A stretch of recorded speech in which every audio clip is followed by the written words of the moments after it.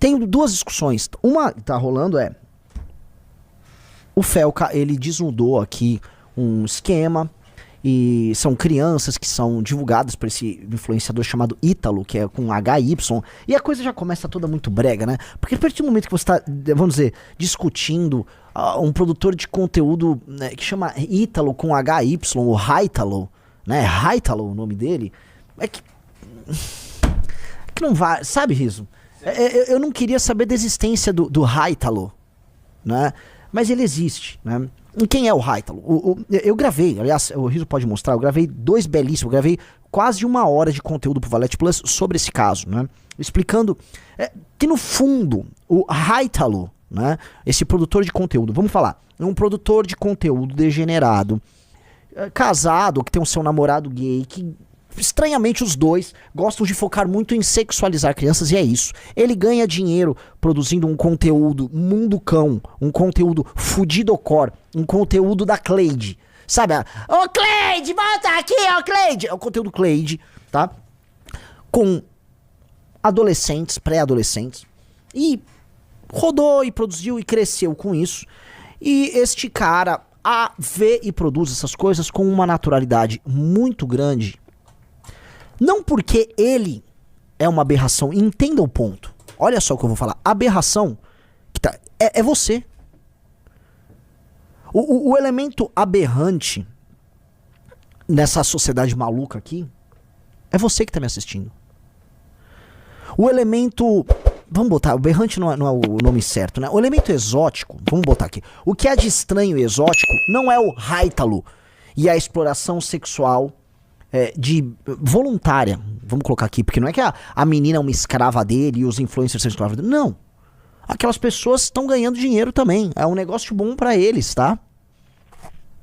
E pros pais, que lembre-se que essas crianças supostamente têm pais, né? O lance todo é que você que me assiste, você que tá aqui, você é o elemento exótico, você é o elemento anômalo, você é o anormal. Para aproveitar que o vinheteiro tava aqui, ou ainda tá aqui na live, né? O vinheteiro, quando ele fala que, pô, essa produção dessa galera é tudo fezes e tal, o vinheteiro é uma figura anômala. Você vai achar o vinheteiro como um anormal. Porque o normal, meus amigos, o normal é o mundo cão. O mundo cão é a regra. O mundo cão é a regra. O mundo cão define eleição. E o Brasil hoje é mais mundo cão do que você. Então o Haitalo e a Camilinha e todas aquelas crianças que rebolam e dançam e se esfregam, então fica lá aquele esfrega, né, a genitália ali e tal. Aquilo se tornou a regra para a juventude brasileira, e eu não estou zoando.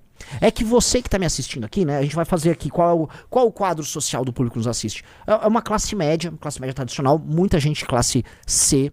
Às vezes tem um cara que é entregador, tá aqui, tem um Uber que tá me assistindo. A gente tem uma clivagem que pega a classe média tradicional, classe C e o público mais jovem. Vocês que nos assistem, só de estar assistindo uma live de um cara meio translocado, de um movimento político, você já não é um cara que tá lá, né, raspando a genitália com outra pessoa num baile, numa festinha. Você não tá assistindo uma dancinha de TikTok, né? Não tô falando que nós somos a elite de tudo. Não, tô falando assim que você... né, na pirâmide de prioridades, assim, fazer sexo a qualquer custo e ficar se rebolando e sexualizando como maneira de se expressar, como não tá na tua, sabe, não tá ali, não é uma prioridade. Então, você não é essa pessoa. E você talvez não entenda o quão poderoso é esse mundo. Lá no podcast que eu falei, eu tava colocando ali, veja, no podcast lá no Valete Plus. Primeira coisa, quando o Podpah surge, as pessoas se assustaram que o Podpah muito rapidamente ficou maior do que o Flow. E a linguagem do Podpah era uma linguagem pouco funcional. Como é pouco funcional? A linguagem ela não é funcional quando, através, vamos dizer, das palavras, tá? E da construção de frases, de discurso, você expressa muito pouco.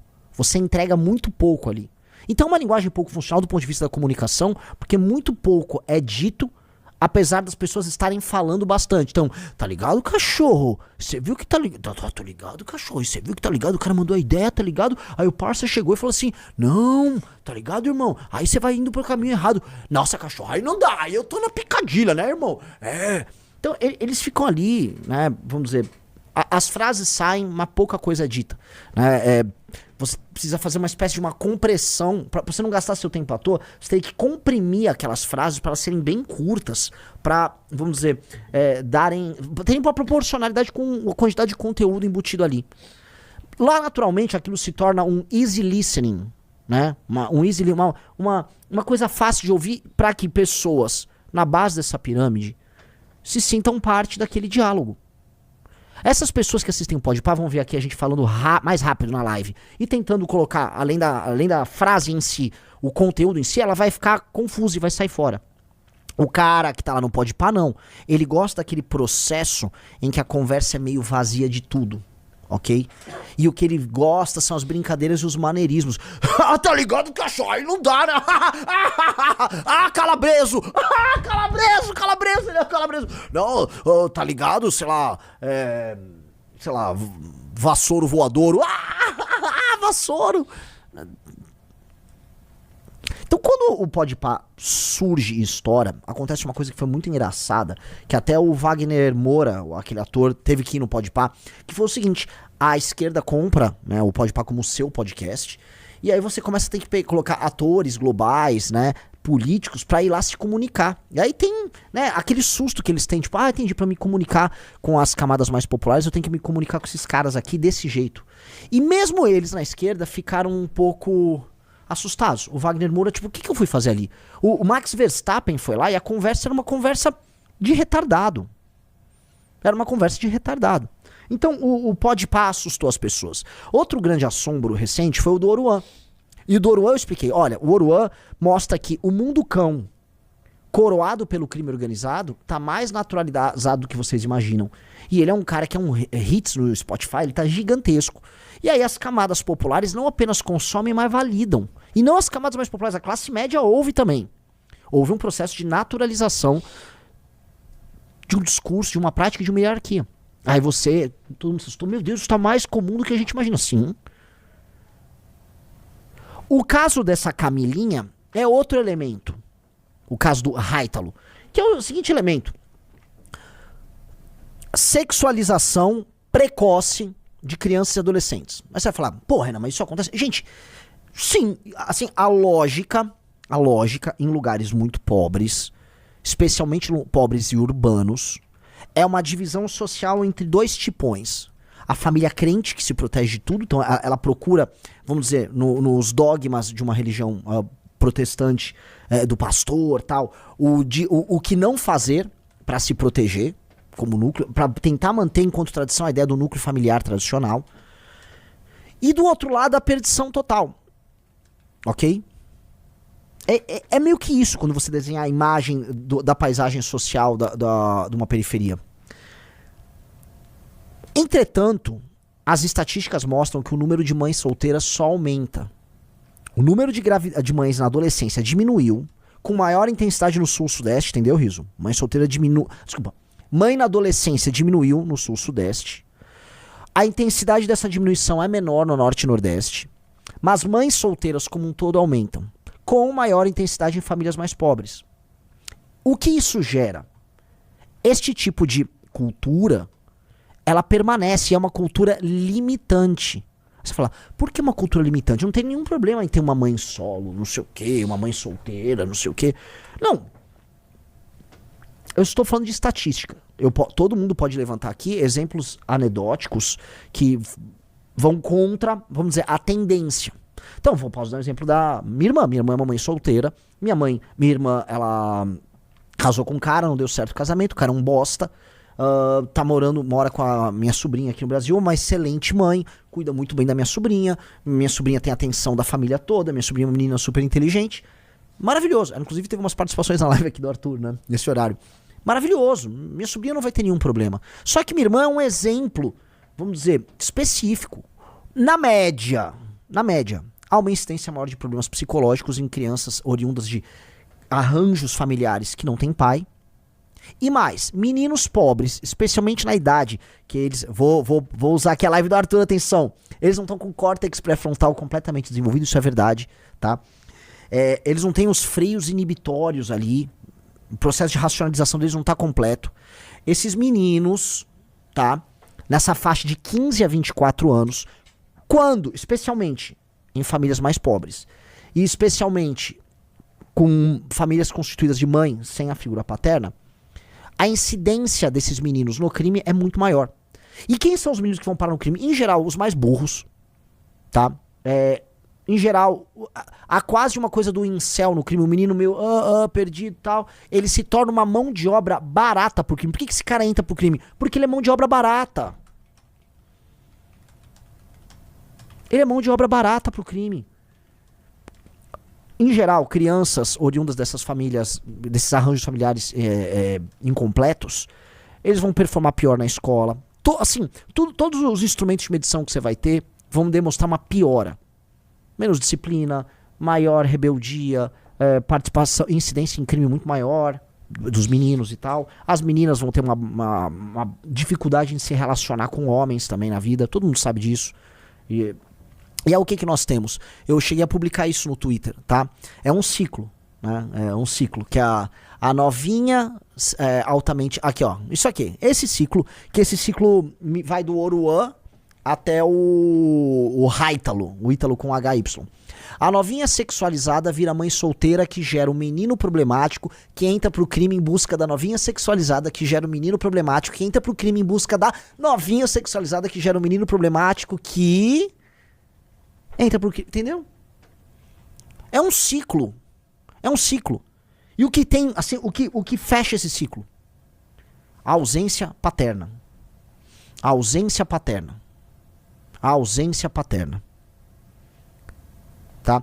Veja que sempre surgem as pessoas com o exemplo anedótico, né? Ah, eu achei uma exceção logo. Ó. Você está dizendo que todo filho de mãe solteira é criminoso? São 11 milhões de mães solos. Não, seu burro, eu não falei isso. São esses argumentos assim meio chongos que me assustam, né?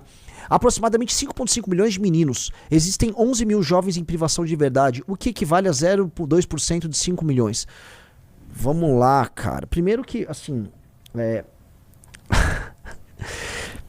Quando eu digo que existe uma correlação que cria uma causalidade, não é que todo menino, todo filho de mãe solteira vira um criminoso, mas quase todo criminoso é filho de mãe solteira. O Riso chegou a botar na tela, no outra live que eu fiz, a estatística da FGV tratando disso. Ela é acachapante. É acachapante. Então, naturalmente, é uma correlação. No caso, há praticamente uma causalidade que é mais forte do que o índice Gini, ou seja, que é a desigualdade e a questão do PIB. Então, o que é o ponto, meu querido amigo Basílio, que estava falando isso? Por mais que você queira fazer esse apelo emocional tal, as estatísticas não estão do teu lado. E você tem que aprender a interpretá-las. Né? Sabe aquela coisa assim? Holandeses, em geral, são altos. É o cara... Ué, você tá querendo dizer que todos os holandeses são altos? Existem holandeses que são baixinhos? Sabe, tipo... Ó, veja só, esse dado dessa pesquisa da FGV de 2007, ela é acachapante, tá? Dos jovens presentes na FEBEM, 70% foram criados sem pai. É um tipo de correlação que você vai conseguir falar, isto tem um elemento de causalidade, sim. A ausência da figura paterna é a ausência de uma figura em que o jovem se espelha. Então, pensa o seguinte, se o cara tem um pai presente na casa, ontem foi dia dos pais, né? Se o cara tem um pai presente na casa dele, tá? E o pai decidiu, foi uma decisão, não ser um vadio e ter uma ação responsável, não só com relação à mãe, mas com relação aos filhos, ele já tem um homem que é muito superior à média dos homens. Então, ter um pai presente é ele ter perto um homem que tomou uma decisão de compromisso com o núcleo familiar dele. É um sujeito que está comprometendo sua própria liberdade, que está comprometendo outras opções, tá? Em nome de um sacrifício que ele faz. Então, o garoto já tem um espelho. O garoto percebe ao longo da vida que aquela figura traz autoridade, pune, não permite que ele faça determinadas coisas, ao mesmo tempo que faz um sacrifício em nome dessas pessoas. Ou seja, aquele garoto tem um espelho de algo que é muito legal. E ele se sente amparado, ele não se sente sozinho. Isso ajuda muito a formar o caráter daquele garoto. Quando não está presente essa figura paterna, ele não consegue construir isso. E mais, A mãe solteira, às vezes, nem percebe o mal que ela gera no menino, por exemplo, na sequência de relacionamentos horríveis que ela vai ter. Então, ela leva outros homens pra casa. Vocês já imaginaram como pra integridade psicológica do menino fica a situação de uma mãe, né? Eles têm 8 anos, traz um marmanjo pra casa. O marmanjo vai, faz sexo com ela. Às vezes nessas, né, habitações precárias, nas periferias, a pessoa ouve a relação sexual, o menino ouve. Como é que é a cabeça do garoto? Como é que fica nisso? Aí é outro homem no outro dia. Aí ela tá sempre à procura de uma relação, de um homem que vai dar certo. É muito difícil pro garoto. A formação, aquilo gera também uma revolta. Então, o arranjo familiar incompleto é uma das causas fundamentais da violência. Ao mesmo tempo, esse mesmo arranjo vai gerar uma menina que tem graves problemas de autoestima, não tem a referência do pai, não teve o amor paterno, não sabe lidar com a aprovação masculina, né? Aí talvez ache que quando ela começa a desenvolver, vamos dizer, um corpo mais feminino, né? Ou seja, ela entra na adolescência, começa a ter seios e tal, ela começa a achar que aquilo é uma moeda para ela ganhar a atenção de outros homens, a atenção que ela não teve do pai, porque o pai foi ausente. E aí essa menina, né, ela se torna o objeto de desejo daquele menino que já é problemático. E aí estamos falando de uma sociedade complicada, que as pessoas já não têm educação, o Estado já é fragilizado, essas pessoas têm poucas referências, e a hierarquia social, ou seja, os estratos sociais bem montados ali, que estão ali naquela só, tem no topo o traficante, as referências do traficante, o rapper, o jogador de futebol, que não são grandes referências pra porra nenhuma. Não são grandes referências pra nada, são referências de merda. Então aquele garoto tá com um sistema referencial completamente distorcido, aquela menina na fase da adolescência, tá, hormônios bombando, buscando atenção e validação, aí aquele garoto quer, de um lado, mostrar status social, seja ganhando um pouco mais de dinheiro, seja entrando pro crime, e ela usa a moeda social dela, que envolve o sexo, pra também crescer dentro daquela escala social, aquela pirâmide social específica. Ambos saem totalmente prejudicados. Mas a cultura, estou falando aqui um sistema de relações sociais, a cultura ao redor desse sistema de relações sociais, ela reflete isso. Então as músicas que envolvem a sexualização precoce, e eu falo, vocês têm que ouvir o podcast que eu fiz no Valete Plus sobre isso. É fundamental. A música vai refletir esse sistema de relações sociais. Então quem é a novinha? Repararam, quem é a novinha nas músicas do funk, do rap?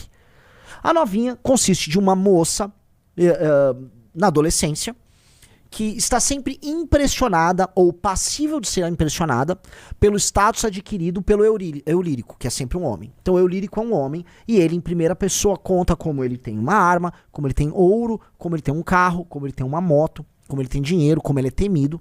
E com base nisso, a novinha impessoal, ela representa milhões de camilinhas, milhões de novinhas. Essa novinha impessoal, ela se impressiona e ela fica sexualmente atraída por ela. Não apenas ela, mas as novinhas, a coletividade, porque elas vêm em ninhada, né? Elas são um coletivo. Então, essa dimensão, tá? Que vem se repetindo num processo nas periferias das grandes cidades há muito tempo, é uma dimensão social falida, que cria arranjos sociais, assim, perversos, e que precisa ser destruída. Ela precisa ser destruída. E aí, quando a gente fala, vou voltar, porque não sei se o vinheteiro ainda tá aqui, mas maravilhoso que ele tá aqui. O vinheteiro, quando ele fala, né, isso não dá, tal, o vinheteiro, quando ele chama de fezes esse arranjo, ele não tem medo de falar isso. Ele atrai pra si, né, muita gente atacando, falando merda, mas a gente precisa entender, como é que você valida a manutenção desse sistema de relações sociais ruins? Validando culturalmente os elementos culturais que são, vamos dizer, fruto desse arranjo. Então quando você fala, não, é muito legal o programa da Regina Casé, que ela conta aquela realidade. Não, nós precisamos respeitar lá o funk do MC não sei quem. Não, o MC Latrocínio tem um ponto. Não, o MC Latrocínio não tem um ponto nem artístico e muito menos cultural ou político. Aquilo é um mero reflexo de uma estrutura social que tem que deixar de existir. E essa estrutura social tem que deixar de existir. E a gente tem que parar de falar que não tem que deixar de existir. Tem que deixar de existir. Gravidez na adolescência tem que deixar de existir. Baile funk tem que deixar de existir.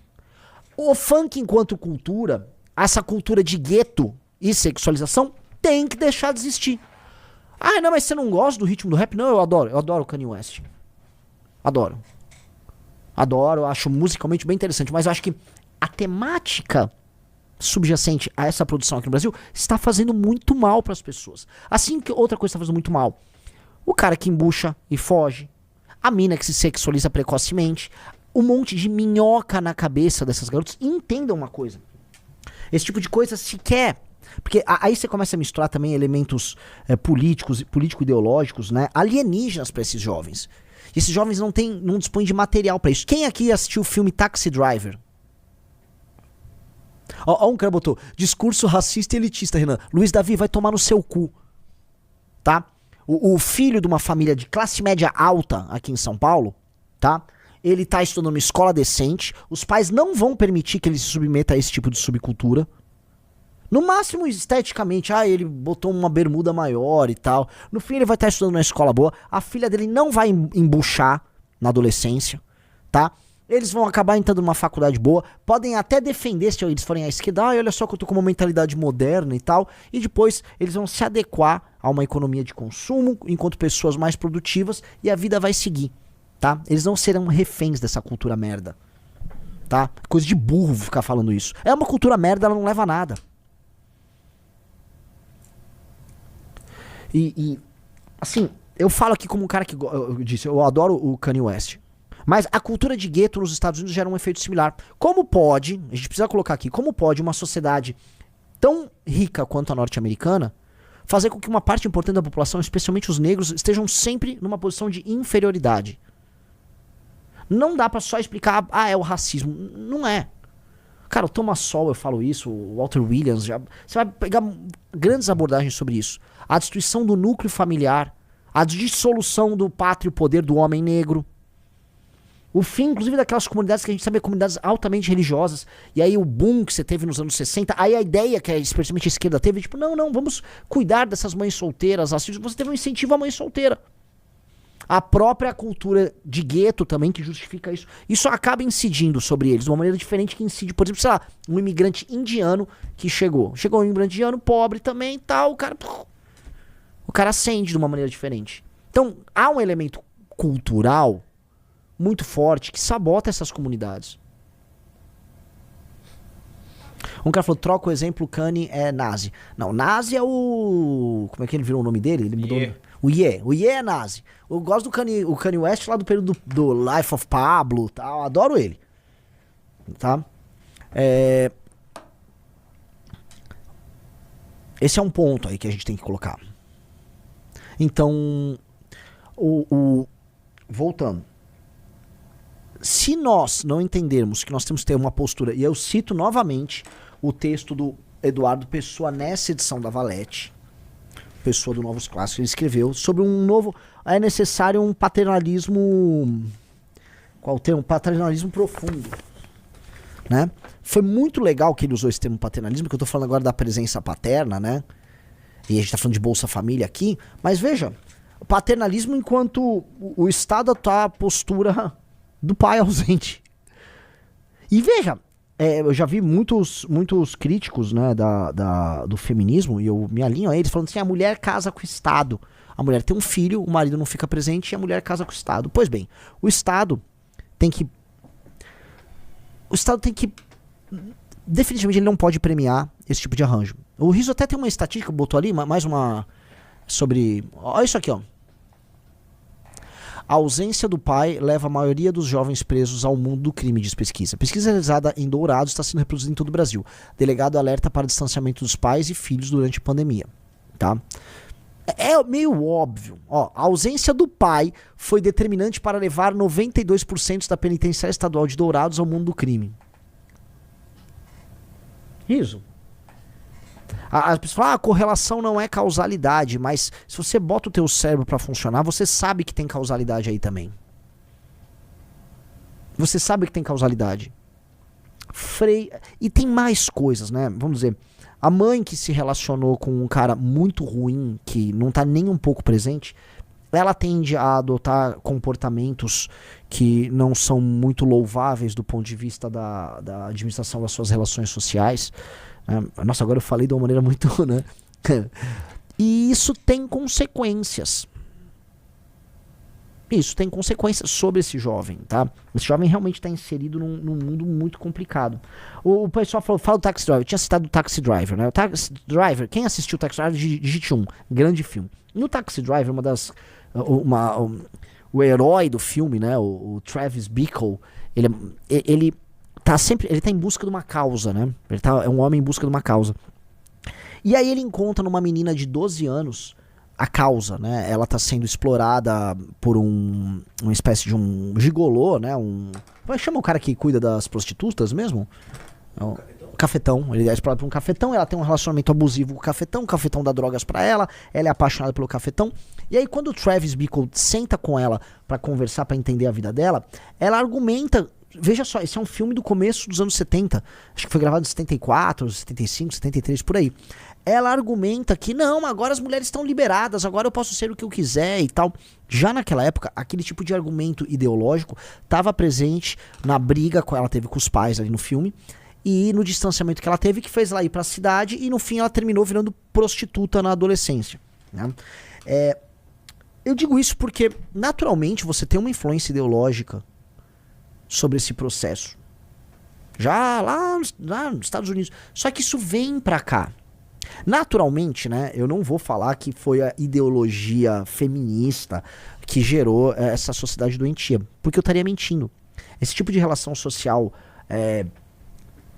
trágico, né, a mãe na adolescência, a mãe grávida sem presença do pai, ele é um arranjo de mundo cão e incivilizado, que faz sentido ter se ampliado muito, porque durante o período, olha só que interessante, durante o período de êxodo rural muito forte que o Brasil teve, ou seja, nos anos 50, o século XX foi um século do êxodo rural no Brasil. As pessoas saíram do campo e foram para a cidade.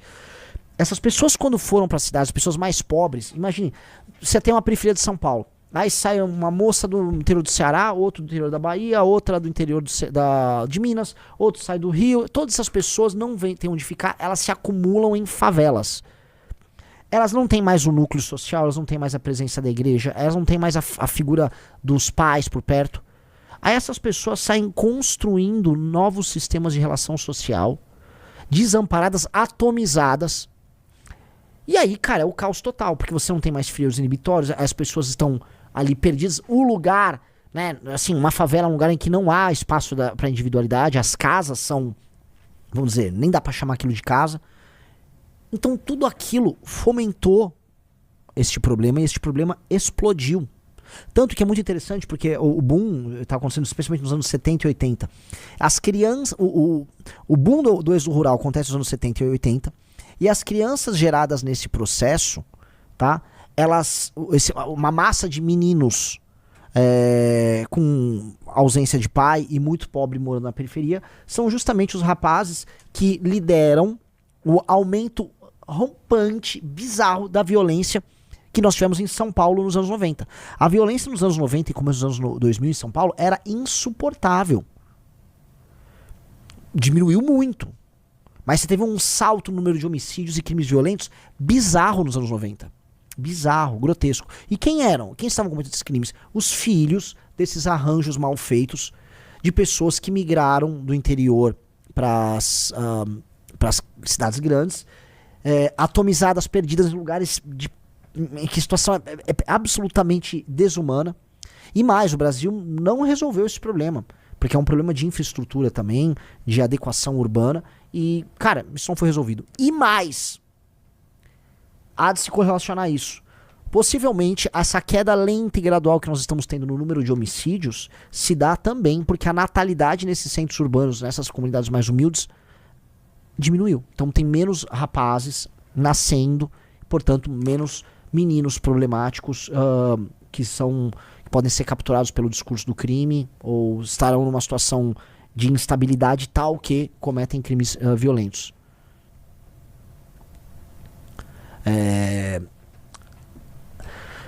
Então, voltando isso pro Felca, pra gente chegar aqui, né? Isto tudo que eu estou falando representa um Brasil que tem milhões e milhões e milhões e milhões de pessoas e que tem em si uma expressão cultural. Eu já expliquei para a cultura da novinha, a cultura do funk. Existe uma expressão cultural que reflete esse mundo e que turbina esse mundo. Há também a demanda das redes sociais, agora eu vou falar de um elemento algorítmico, por sexualização. Meus amigos, do Twitter, né, ao Instagram, é tudo soft porn. Vamos falar a verdade. É tudo soft porn. O que é... No Twitter você tem pornografia aberta. Mas no Instagram você tem soft porn. Você tem, do nada... Agora você tem influenciadores... Eu já vi isso, influenciadoras de inteligência artificial seminuas que parecem o tempo todo estar na beira ali da adolescência pra idade adulta. Isso está acontecendo. As redes sociais permitem isso. E aí você tem uma massa de meninas querendo atenção, usam as redes sociais para validar atenção, e aí você vai ter complexos de influenciadores, que é o caso desse Ítalo, né? Que criam, vamos dizer, entretenimento pro povo baseado nisso. E o povo assiste. O lance é, as pessoas estão assistindo isso há anos. E nunca deram bola. Nunca deram a mínima pra isso. Por quê? Porque é naturalizado na realidade delas. E esse é o ponto que eu quero chegar. O que o Felca revelou que todo mundo já não sabe que existe? Talvez as pessoas estão agora indignadas. Nossa, mas isso acontecia. Poxa, agora tem um nome, tem um cara pra apontar. Sim, esse Haitalo é um pervertido, vagabundo. Mas quantas milhões de outras pessoas também não o são? Não só consumindo isso, mas permitindo... Quantas mães que permitem que a sua filha com 14 anos vá para um baile, ou que já esteja tendo uma atividade sexual recorrente, não são permissivas com esse tipo de cultura? Quantos pais que não ligam, que negligenciam o crescimento dessas suas filhas, também não ligam para isso e não validam isso? Quantos professores, agentes públicos, políticos não validam isso? Quantos homens adultos que não saem com essas meninas menores de idade que não validam isso? Essa é a regra. Isso é a regra nesse país horrível que a gente mora. Nesse mundo cão que a gente mora. Essa é a regra. Você e o teu arranjo familiar um pouco mais estável, você é exceção. Essa é a regra. E a cultura mainstream no Brasil te faz achar que é bonito isso. Te pediram pra achar que funk é legal. Que não, olha só, Regina Casé disse que a cultura da favela é uma cultura precária. E ela não vai produzir nada além de pobreza. Pobreza, violência, arranjos sociais infelizes. Essa lógica que eu tava descrevendo pra vocês não vai gerar uma massa de cirurgiões, uma massa de pessoas aptas a lidar com a inteligência artificial. Não vai gerar. Não vamos ficar fingindo.